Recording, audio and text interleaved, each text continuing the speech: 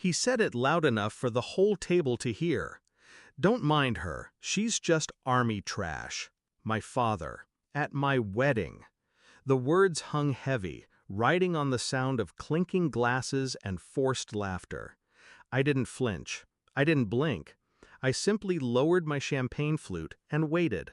And then my groom, calm, steady, set his glass down and said, "Sir, that trash is my commanding officer." The room fell silent. My father choked on his wine, red staining his shirt. Gasps rippled across the guests. That was the moment his empire of cruelty began to collapse. Growing up, I was his disappointment. Too stubborn, too outspoken. Too much like a son, he'd say, but never in praise. When I enlisted, he laughed. "You'll come crawling back. Girls like you don't last." When I made rank, he sneered. "Uniform or not, you're still nothing." And when I came home on leave, his favorite toast was always the same. "To my mistake of a daughter." For years, I swallowed the bitterness, telling myself duty meant silence. But silence rots you from the inside. I didn't know it then, but I was already planning. It started small, watching his patterns. How he boasted in public but begged in private. How he called me useless, yet used my name when he needed credibility in his business circles. How every insult was a thread in the rope he didn't realize he was tying around his own neck. By the time I met Michael, my groom, I knew exactly what I would do. I didn't tell Michael the full truth at first, only fragments. Enough for him to see the scars, but not the depth of the wounds. But he saw. He always saw. And when he found out who my father was, the man who mocked me, disowned me, humiliated me, Michael didn't run. He just nodded once. Then, let's give him a show he'll never forget. The wedding was the stage. The guest list? Mine.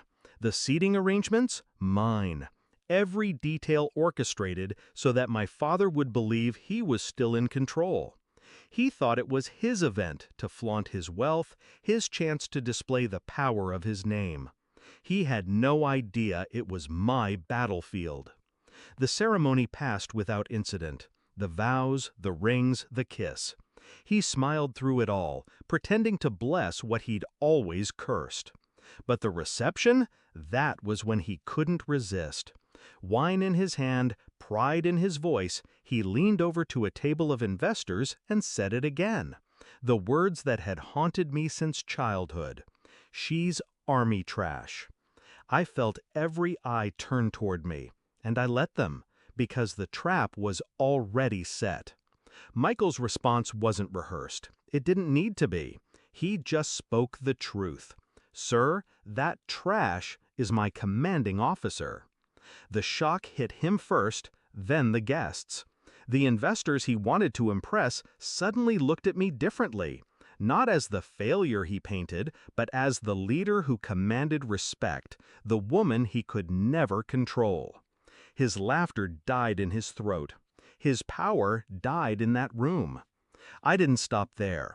The next morning, the papers ran with the story. Photos of him mid-choke, headlines praising the bride who outranked her groom, who commanded soldiers and silence in the same breath. The investors pulled out of his deals. His credibility dissolved. The man who thrived on belittling me was suddenly the punchline of his own downfall. And I didn't have to shout. I didn't have to lift a hand. I just stood still while the truth devoured him. Weeks later, he showed up at my door. Not in a suit, not in pride, just a man, hunched, desperate. "You humiliated me," he whispered. "No," I said. "You humiliated yourself. I just let the world see it. Now, when people ask me if it was worth it, if revenge tasted as sweet as they imagine, I tell them the truth. It wasn't sweet. It was clean.